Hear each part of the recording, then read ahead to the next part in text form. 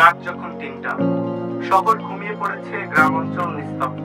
জেগে আছেন আপনি, মোবাইলে স্ক্রল করছেন ফেসবুক, ইউটিউব।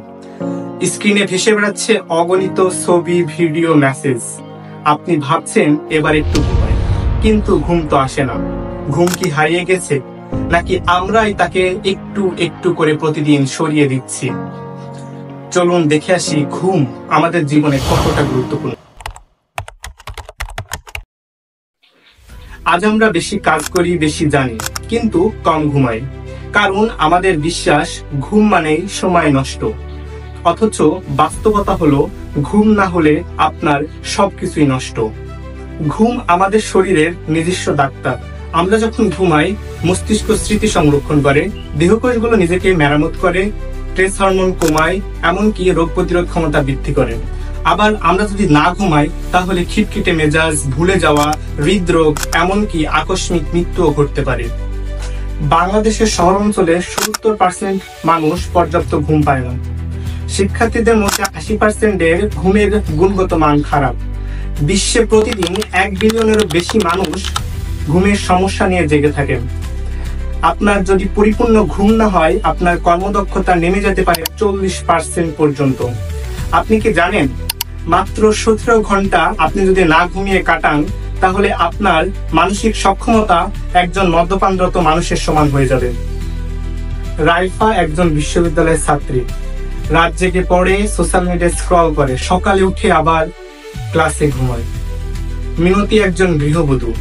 রাতে পরিবারকে সময় দেয়, দিনে আবার রান্না বান্না, ঘুমায় মাত্র ৪ ঘন্টা। রাফি একজন কর্পোরেট কর্মী। দিনে দৌড়ের উপরে থাকে, রাতে ইমেইল। ঘুম মানে তার কাছে বিলাসিতা। এরা সবাই আমাদের মতো, ঘুমকে বিসর্জন দিয়ে জীবন চালিয়ে নিচ্ছে। কিন্তু কত দূর, কতদিন? আপনি কি জানেন ঘুম আমাদের জীবনের 1/3 দখল করে আছে? কিন্তু প্রশ্ন হলো, ঘুম আমাদের কতটুকু দরকার? কম হলে খারাপ, কিন্তু বেশি হলে তাও কি খারাপ? বিশ্ব স্বাস্থ্য সংস্থা অনুযায়ী শিশুদের 10 থেকে 12 ঘন্টা, কিশোর কিশোরীদের 8 থেকে 10 ঘন্টা এবং প্রাপ্তবয়স্কদের 7 থেকে 9 ঘন্টা, আর বয়স্কদের 6 থেকে 7 ঘন্টা ঘুমের প্রয়োজন। অর্থাৎ আপনার ঘুম যেন না হয় কম, না হয় অতিরিক্ত। প্রতিদিন 6 ঘন্টার কম ঘুমালে হৃদরোগের ঝুঁকি বাড়ে 20%। আবার 9 ঘন্টার বেশি ঘুমালে স্ট্রোকের ঝুঁকি বাড়ে 23%। অতিরিক্ত ঘুমে দেখা যায় বিষণ্ণতা, মাথা ব্যথা, ক্লান্তি, ডায়াবেটিস ইত্যাদি। হ্যাঁ, অতিরিক্ত ঘুমও শরীরের জন্য ক্ষতিকর। আমাদের ঘুম কেড়ে নিচ্ছে স্মার্টফোনের স্ক্রিনের নীল আলো, রাতের চা কফি, জীবনের চাপ, আরো একটু কাজ, আরো একটা এপিসোড। আমাদের ঘুমকে আমরা নিজেরাই ধ্বংস করছি অজান্তে। আপনি কি জানেন এই ঘুমহীনতা বছরে মার্কিন যুক্তরাষ্ট্রের $411 বিলিয়ন ক্ষতির কারণ? তাহলে প্রশ্ন হলো, এই ঘুম আমরা কিভাবে ফেরাবো? ঘুমকে ফেরানো অসম্ভব কিছু নয়।